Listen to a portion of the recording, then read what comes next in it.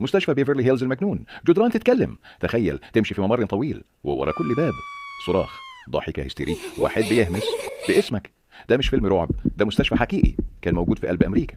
القصة مستشفى بيفرلي هيلز سانيتاريوم، اتفتح في أوائل القرن العشرين لعلاج المرضى النفسيين، لكن سرعان ما تحول المكان من مركز علاج إلى مقبرة حية للعذاب.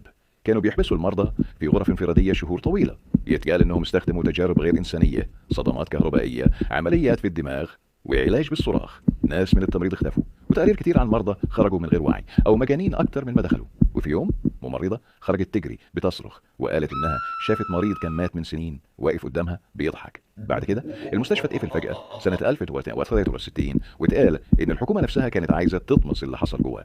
لكن الغريب من وقتها كل اللي دخل يصور او يستكشف المبنى رجع وهو بيحكي عن اصوات بتندهي باسمه، ابواب بتتقفل لوحدها، وظلال بتمشي في الاروقة.